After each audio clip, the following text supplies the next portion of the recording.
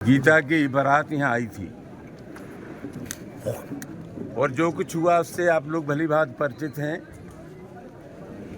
बारात पर हमला हुआ, दूल्हे को मारा गया, ड्राइवर को मारा गया।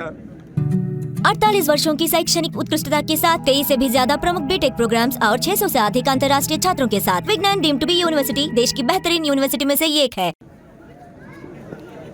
शादी का जो सामान था, जैसा कि उनके पिताजी ने बताया, वो भी लूट लिया गया।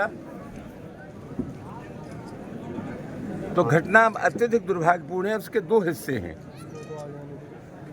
एक हिस्सा तो ये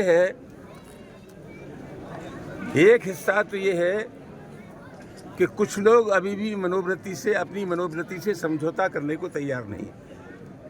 ये बाबा आदम का जमाना नहीं है। कुछ लोग अपनी मनोवृत्ति से समझौता करने को तैयार नहीं है और नई पीढ़ी के जो दलित नौजवान हैं, उन्होंने दुनिया की क्रांतियां पढ़ी हैं, वो उस माहौल में रहने को तैयार नहीं है जिस माहौल में उनके पुरखे रहा करते थे। तो एक तो राजनीति से दूर ये दो धाराओं का टकराव है कि हर वर्ग में सम्मान की भूख पैदा हुई है, वो जिसकी ज़िंदगी जीना चाहते हैं। तो एक सवाल तो ये है और मेरा आग्रह है कि समाज के टकराव को टाला जाए।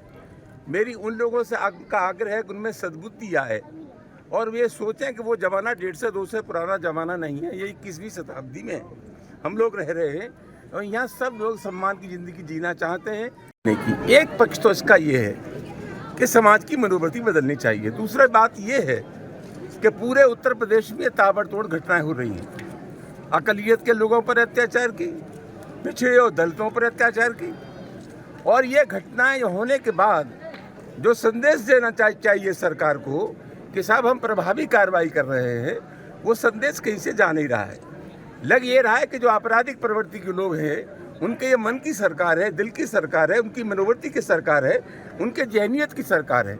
इसलिए जो कार्रवाई होनी चाहिए वो कार्रवाई नहीं हो रही। हम सरकार में भी रहे और सड़कों पर भी रहे।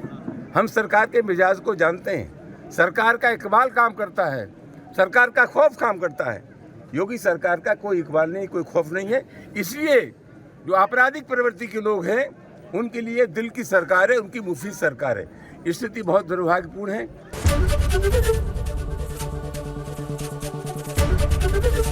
एबीपी गंगा, खबर आपकी, जुबान आपकी।